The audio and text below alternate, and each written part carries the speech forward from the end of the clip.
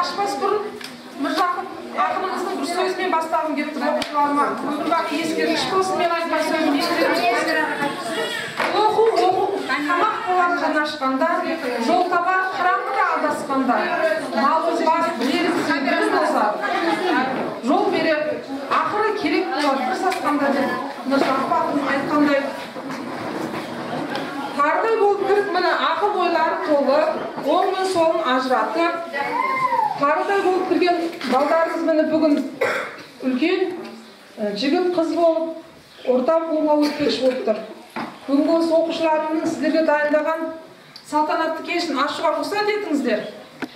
6 жасар бала болса, міне бүгін саналары толысып, жақсы мен жаманды айырып, орта буынға өткелі тұр. Бүгін осы оқушылардың сіздерге дайындаған, шәкірттеріне, ата-аналарына дайындаған бастаушын бастамам, білім жолын бастаған атты ертеңгілігін, яғни концерттік бағдарламамызды ашуға рұқсат етіңіздер. Болашақта болашақты жырлатып, шәкірттерге ой түзеткен сымбатты, күн нұрындай сәуле құйған көңілге, армысыздар ұстаздарым қымбатты. Армысыздар әжелер мен аналар, ұрпағыңыз күнде өзіңнен баталар. Ел дәстүрін мәңгі сыйлап оқы деп үйреткен ғой Абай Ибрай бабалар. Армысыздар өр тұлғалы әкелер, қыран құстай балапанын мәпелер. Бүгін міне бастауышпен қоштасады, азамат болып кешегі сәби еркелер. Армысың сен алтын ұя мектебім, саған айтар жыр алғысым көп менің. Жүректерге жаққан білім шырағын, мақтан етім сені мәңгі мектебім. Дұрыс айтасың Жәмила, бұл мектепте қаншама адам тәлім алған десеңші. Менің атам да, әжем де, әкем де, анам да, енді мен де мектептен тәлім алудамын. Бұлай болса Нұржа алтын ұя мектебімізге арнап жазған Бота Бейсенова апайымыздың мектебін әнін қабыл алыңыздар. Қор мектебім.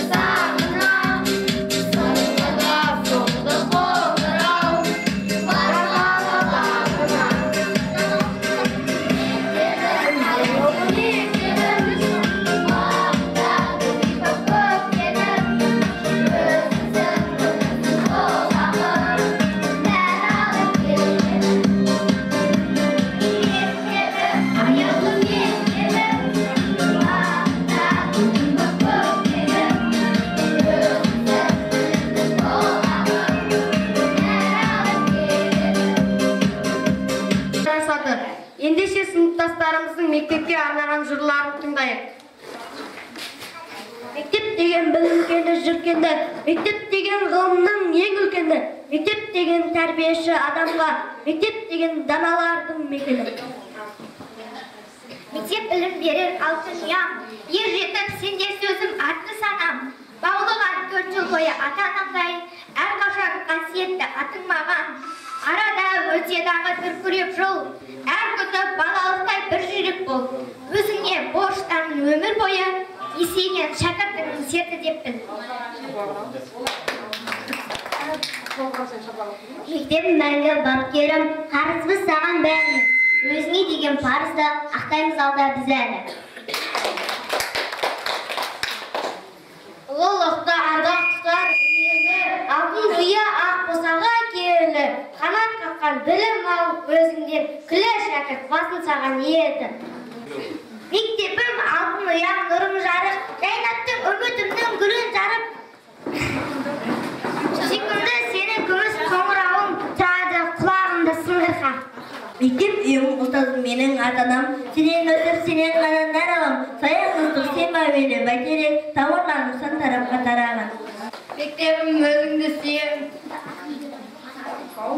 Бауырыңда тілеймін көктен, сен бұлақ мен қайым күрәшім, өзіңнен нәр алып көктен. Мектепте білім теңіз баға, жергетте жетеміз, 4 жыл алған білімнен азық ет, не жетеміз. Ұстаздық еткен жалықпас, үйретуден балаға деп Абай атамыз айтқандай, ең алғаш қолымызға қалам ұстадық, оңымыз бен солымызды танытып, білім нәрімен сусындатқан мектептегі анамыз мұғалім екені бәрімізге мәлім. Балалардың ұстаздыға арнап жазған ән жырын айтпас бұрын ұстаздар туралы не айтар едің Жәмила? Әр шәкірттің өз баласынан кем көрмей, оқуға, жазуға үйреткен мұғалімнің еңбегі шексіз. Мұғалім мектептің жүрегі деп Ыбырай атамыз бекерге айтпаған. Дұрыс айтасың Жәмила.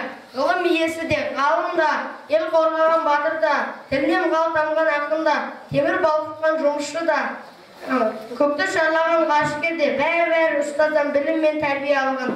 Бауыржан Момышұлы атамыз, болашақтың басшысын да, данасын да, ғалымын да, еңбекқор кеншісін де ұстаз өсіреді деген екен. Олай болса келесі жырымызды ұстаздарымызға арнаймыз.